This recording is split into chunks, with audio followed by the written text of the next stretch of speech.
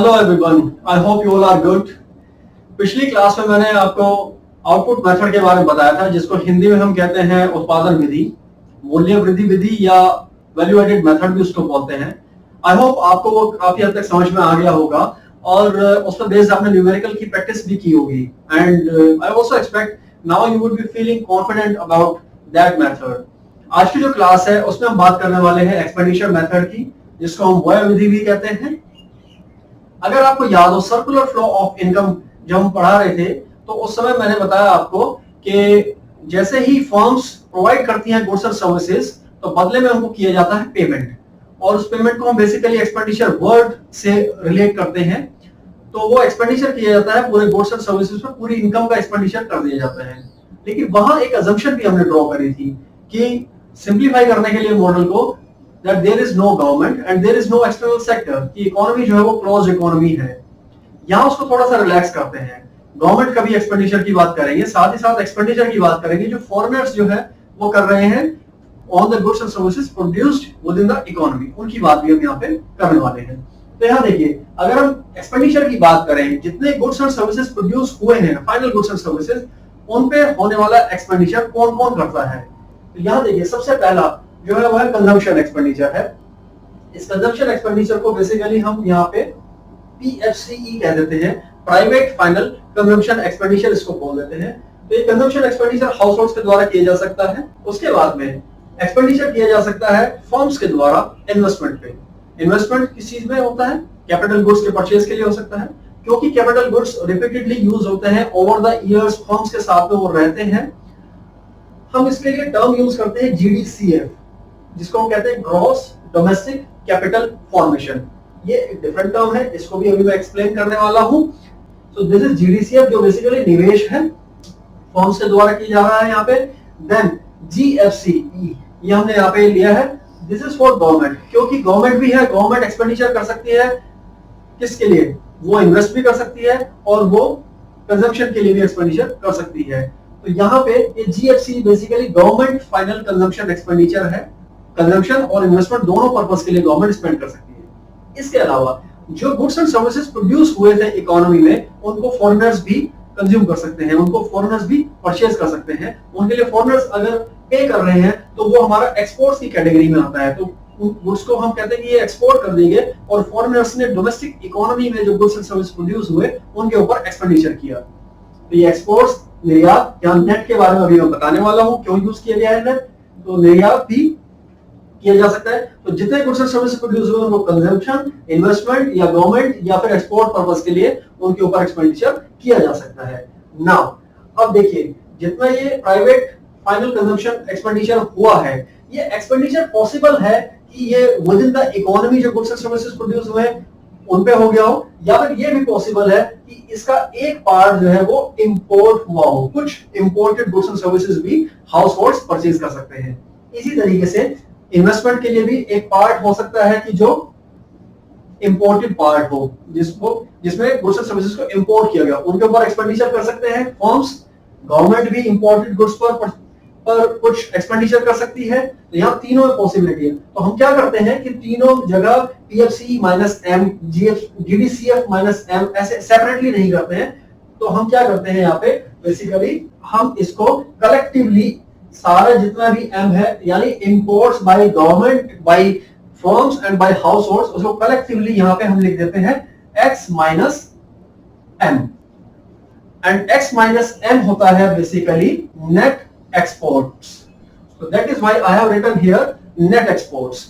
So this is PFC plus GDCF plus GFCE and net export. This is the total expenditure on goods and services. इस पूरे को total को हम GDP MP बोलते हैं।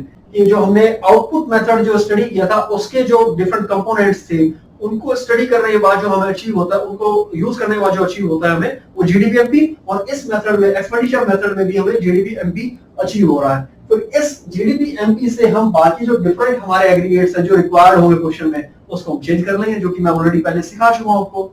Now see, अब इसको क्लासिफाई कर रहा हूं जीडीसीएफ को टू पार्ट्स में। पूरा जो कैपिटल फॉर्मेशन है, पूरा जो पूंजी निर्माण है, वो दो रूप में हो सकता है। या तो जीडीसीएफ को हम जीडीएफसीएफ वाला पार्ट देख सकते हैं, जिसे कह रहे हैं हम gross domestic fixed capital formation, सकल घरेलू स्थायी पूंजी निर्माण। फिक्स्ड कैपिटल मतलब जिसमें वेयर हाउसेस बना सकते हैं, फैक्ट्री के लिए प्लांट्स लगा सकते हैं, ऐसे इस तरह की चीजें। और साथ में net change in stocks, stock के बारे में आपको मैंने इन्वेंट्री वाले पार्ट में बताया था कि स्टॉक्स हो सकते हैं, किस चीज के हो सकते हैं वो स्टॉक्स, फिनिश्ड गुड्स के, सेमी फिनिश्ड गुड्स के स्टॉक्स हो सकते हैं। तो कंपनी या फर्म कोई भी है वो बेसिकली क्या कर सकती है, स्टॉक्स को इंक्रीज या डिक्रीज कर सकती है, उसमें एडजस्टमेंट कर सकती है। तो यहाँ जीडीसीएफ को इसमें टू पार्ट्स में क्यों क्लासिफाई करा मैंने, क्योंकि एग्जाम में कई बार क्या होता है कि जीडीसीएफ ना देकर के जीडीएफसीएफ की वैल्यू दे देते हैं या नेट चेंज इन स्टॉक्स की वैल्यू दे देते हैं। तो आपको देखना है कि क्वेश्चन में क्या क्या वैल्यूज दी गई है, आपको इस फॉर्म में यूज करना है या इस फॉर्म में यूज करना है। ऐसा भी पॉसिबल होता है कई बार जीडीपी की वैल्यू दे दी, ये पीएफसी दे दिया, जीएफसी दे दिया, नेट एक्सपोर्ट्स बता दिया और साथ में जीडीएफसीएफ बता दिया आपको। तो अब आपको क्या फाइंड आउट करना है, सब कुछ पता है, नेट चेंज इन स्टॉक्स नहीं पता, तो वो आप फाइंड आउट कर लेंगे। सो एक तो ये इसमें वेरिएशन आती है जहां बच्चे कंफ्यूज होते हैं न्यूमेरिकल में मोस्टली। एक और चीज है जहां बच्चे बहुत गलतियां करते हैं, वो है कि ये ग्रॉस डोमेस्टिक कैपिटल फॉर्मेशन है, this is GDCF basically. Now exam में क्या होता है कि जो क्वेश्चन आता है वहां जो वैल्यूज आपको प्रोवाइड की जाती है न्यूमेरिकल में, कई बार वहां एनडीसीएफ प्रोवाइड कर दिया जाता है। तो एनडीसीएफ जैसे ही प्रोवाइड किया जाएगा और आपसे कहा कैलकुलेट करने के लिए जीडीपीएमपी, तो आप ध्यान रखें कि एनडीसीएफ में आप डेप्रिसिएशन ऐड कर लें। अगर आप डेप्रिसिएशन ऐड नहीं कर रहे हैं तो आप यहाँ पे जैसे ही जी की जगह एन लिखेंगे तो आपको क्या मिलेगा, यहाँ पे एन। सो दैट मींस एनडीसीएफ अगर आप ऐड करते हैं तो यू विल गेट एनडीपीएमपी। तो this is basically the mistake that students make, कि वो ध्यान नहीं देते कि जीडीसीएफ की जगह एनडीसीएफ दिया हुआ है, तो एनडीसीएफ को यूज करके वो जीडीपीएमपी कैलकुलेट करना शुरू कर देते हैं, राइट। सो आप आई होप ऐसी मिस्टेक नहीं करेंगे। ध्यान रखें अगर आपने एनडीसीएफ यूज करा तो यू विल गेट एनडीपीएमपी, एनडीसीएफ से एनडीपी आपको मिलता है। नाउ इसमें कई बार ऐसा भी होता है कि जीडीसीएफ प्रोवाइड किया गया, साथ में डेप्रिसिएशन की वैल्यू भी दी हुई है। तो जब जीडीसीएफ प्रोवाइड किया गया है और आपको डायरेक्टली कैलकुलेट करना है दिस वन, तो करना क्या है ऐसे में, जीडीसीएफ की जो वैल्यू यहां प्रोवाइड की गई है उसको एज इट इज यूज करें तो जीडीपीएमपी मिलेगा।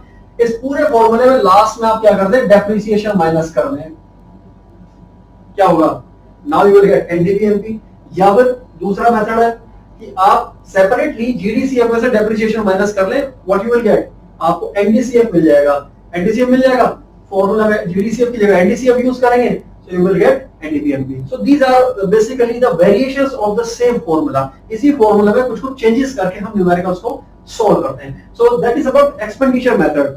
ये जो कंपोनेंट्स हैं इनको आपको अच्छे ध्यान से समझना है। कई बार एग्जाम में थ्योरेटिकल क्वेश्चन भी आता है कि what are the different components of this expenditure method, तो आपको पता होना चाहिए। या फिर क्वेश्चन ये भी आ सकता है थ्योरेटिकल क्वेश्चन, कई बार बच्चे सोचते हैं कि थ्योरेटिकल क्वेश्चन आना अच्छी चीज है, लेकिन न्यूमेरिकल से भी घबराने की जरूरत नहीं है। प्रैक्टिस अगर आप ज्यादा करते हैं तो न्यूमेरिकल भी आपका प्रॉपर सॉल्व हो जाता है। थ्योरेटिकल में एक पॉसिबिलिटी होती है कि ये इधर जो मैंने यहाँ मेंशन की है ये क्या है, बेसिकली प्रिकॉशंस हैं, सावधानियां हैं जो हम एक्सपेंडिचर मेथड में जिनको ध्यान रखना होता है। हमें थ्योरेटिकल क्वेश्चन आता है what are the different precautions under expenditure method. तो 5 यहाँ पे प्रिकॉशंस हैं, इनके बारे में देख लेते हैं। पहली है एक्सपेंडिचर ऑन इंटरमीडिएट गुड्स, मध्यवर्ती वस्तुओं पर जो व्यय हो रहा है उसका हमें क्या करना है, उनको इंक्लूड हमें नहीं करना है, क्योंकि अगर हम एक्सपेंडिचर मेथड के अंदर इंटरमीडिएट गुड्स पर भी एक्सपेंडिचर को इंक्लूड कर लेंगे तो डबल काउंटिंग की प्रॉब्लम आएगी हमारे पास में। Second is imputed value for on account production. अगर किसी ने गेहूं का उत्पादन किया और खुद ही उसका उपभोग कर लिया तो ऐसा नहीं कि वो फ्री में जी रहा है, उस उपभोग को वो भी एक्सपेंडिचर है। तो वो जो उसने ऑन अकाउंट जो प्रोडक्शन को यूज करा है, कंज्यूमर ने खुद के प्रोड्यूस व्हीट को कंज्यूम किया, उसके लिए इंप्यूटेड वैल्यू यानी मार्केट में उसके इक्विवेलेंट वैल्यू को हम यहाँ पे यूज कर लेंगे, उसके समान कोई एक कीमत को हम यहाँ पे उसको यूज कर लेंगे और पीएफसी में उसको रिफ्लेक्ट करना पड़ेगा हमें। थर्ड इज ट्रांसफर पेमेंट्स, हस्तांतरण भुगतान। अपनी पिछली वीडियो में मैं आपको बता चुका हूं कि हस्तांतरण भुगतान को कभी भी इंक्लूड नहीं करना है। तो अगर किसी ने गिफ्ट दिया है किसी को कोई अनुदान जैसे दे देते हैं, ग्रांट दे दी है, ऐसे खर्चों को कभी भी इंक्लूड नहीं किया जाता है। Next is expenditure on financial assets, share purchase करना। शेयर परचेज करने में जो भी एक्सपेंडिचर किसी ने किया, चाहे वो फर्म ने किया, चाहे वो हाउस होल्ड ने किया, चाहे गवर्नमेंट ने किया, उसको इंक्लूड नहीं किया जाएगा, क्योंकि शेयर जो है वो एक्चुअल में कोई फिजिकल एसेट क्रिएट नहीं कर रहे हैं। वो ऑलरेडी क्रिएटेड एसेट जो है इकोनॉमी में, उसी का मालिकाना हक जो है वो ट्रांसफर हो रहा है। और लास्ट, जो कि आपको पहले भी क्लियर होगा कि सेकंड हैंड गुड्स जो है उनके ऊपर जो एक्सपेंडिचर होता है उसको इंक्लूड नहीं करना है सेकंड हैंड गुड्स के लिए। लेकिन इतना होता है कि ब्रोकरेज, कुछ हो सकता है किसी कमीशन एजेंट ने कुछ बीच में रोल प्ले करा हो कस्टमर को बायर से मिलवाने के लिए, तो वो उसको जो कमीशन एजेंट को जो कमीशन पे किया गया है, ब्रोकरेज जो पे की गई, वो इंक्लूड हम कर लेते हैं। अब यहाँ पे एक्सपेंडिचर मेथड में एक ध्यान रखना है कि ये कैसे उससे अलग है आउटपुट मेथड से। एक और चीज है, आउटपुट मेथड जो था वो सप्लाई साइड से था, कि वहां पे हम supply of goods and services को स्टडी कर रहे थे, उसको मेजर कर रहे थे। और ये क्या है, ये डिमांड साइड से है कि जो रेस्पेक्टिव जो कंज्यूमर्स है या फिर जो फर्म्स हैं वो कितनी डिमांड कर रही है गुड्स एंड सर्विसेज, या गवर्नमेंट या फिर फॉरेनर्स कितना डिमांड कर रही है गुड्स एंड सर्विसेज। सो ये डिमांड साइड से है। सो इसमें थ्योरेटिकली इतना ही, और अब हम कर लेते हैं इस पे बेस्ड एक न्यूमेरिकल एक्सपेंडिचर मेथड यूज करके हमें फाइंड आउट करना है इस क्वेश्चन में GNPFC। तो यहाँ पे अगर आप ध्यान से देखें तो जो हमें वैल्यूज दिए, there are 10 values that have been provided to us in this problem. यहाँ कंफ्यूजन के लिए ऐसा कई बार दिया होता है क्वेश्चंस में। देखिए नंबर 9 पे आप देखिए इंपोर्ट्स की वैल्यू दी हुई है, और नंबर 7 पे नेट एक्सपोर्ट्स की वैल्यू दी हुई है। तो ऐसे क्वेश्चंस में हमेशा ध्यान रखना है कि इंपोर्ट्स, क्योंकि ऑलरेडी नेट एक्सपोर्ट्स का पार्ट है। नेट एक्सपोर्ट्स क्या होते हैं बेसिकली, वो होते हैं एक्सपोर्ट्स माइनस इंपोर्ट। तो इस वैल्यू में नेट एक्सपोर्ट्स में दोनों ऑलरेडी उसमें सोल्ड हैं। तो यहाँ पे ऐसे में इंपोर्ट्स की वैल्यू सिर्फ कंफ्यूज करने के लिए दी गई, उसको इग्नोर करना है इस प्रॉब्लम में।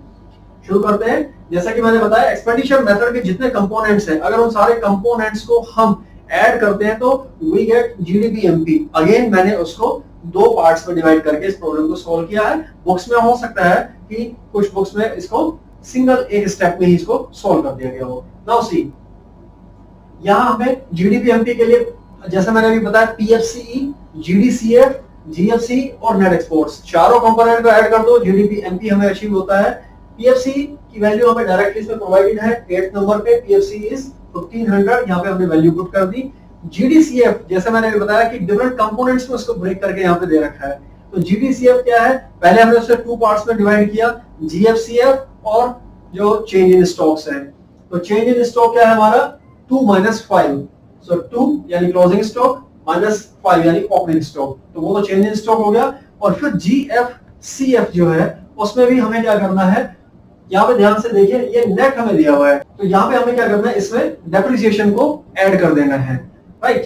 तो ये हमारा क्या आ जाएगा, ग्रॉस कंपोनेंट हमें यहाँ पे मिल जाएगा। फर्स्ट और सिक्स को, फर्स्ट एंड सिक्स को अगर आप ऐड करेंगे, ये डेप्रिसिएशन है CFC, यानी यहाँ पे कंजम्पशन ऑफ फिक्स कैपिटल, ये डेप्रिसिएशन ही होती है, राइट। तो यहाँ पे इसको अगर हम पूरे कंपोनेंट को ऐड करेंगे तो पूरा का पूरा हमें GDCF प्रोवाइड कर रहा है, राइट।